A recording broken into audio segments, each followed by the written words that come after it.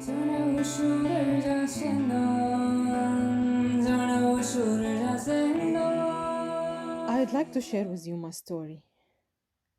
Coming to live in a Western country was exciting for me.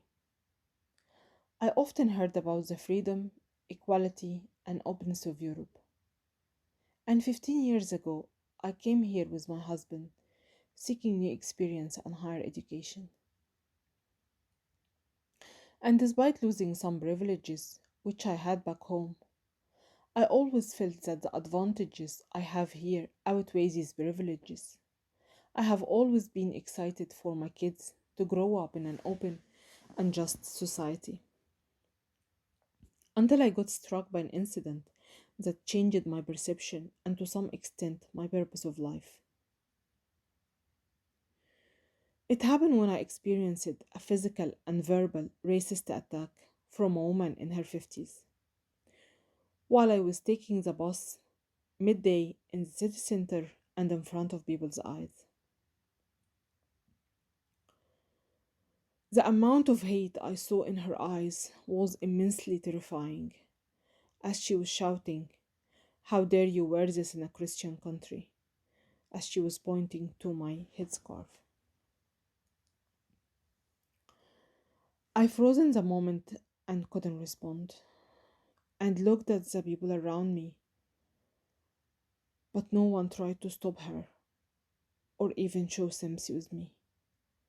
This has made it difficult for me to comprehend and left me shattered. Earlier in the same week, there had been high media coverage claiming a Belfast Christian pastor had preached messages of hate from the pulpit against Islam. And I was astonished that some very high profile politicians seemingly stood in support of this. I often heard about hate crimes, but this was my first experience with it. And I can't tell you enough how emotionally tough it was. I wanted to get justice, but despite that everything was caught clearly on the CCTV, disappointingly, it wasn't enough for the police to prosecute this woman.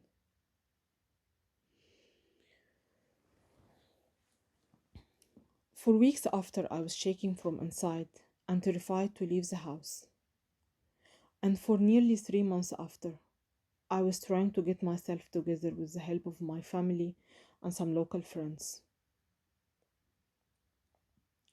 But up until today, this incident has left its effect on me, as I haven't been on a bus since. Before and after this incident, I have always experienced forms of racism because of my headscarf, often in forms of staring, second looks, and unwelcoming attitude. I thought to myself to take off my scarf to have a sense of safety,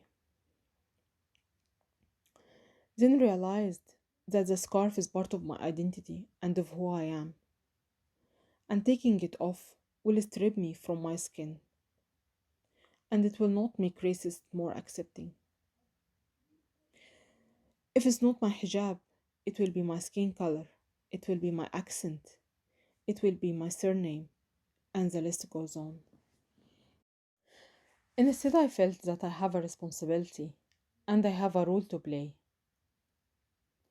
to challenge the Islamophobia and to help others like me, and also to offer a different narrative that Muslim women are not oppressed.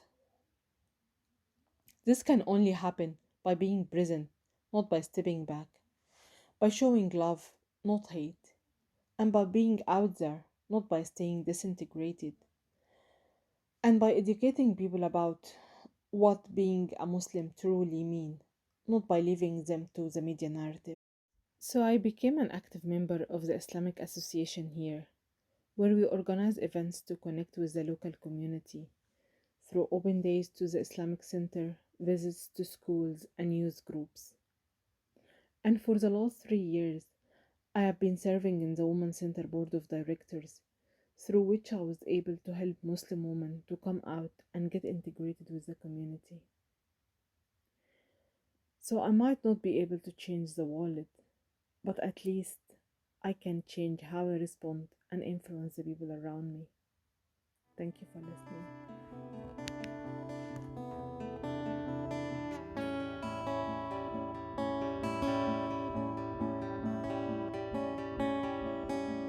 You shone your lights from mountaintops and marathons and ravine drops, battles, moments, scars, and stories, and a heart of gold.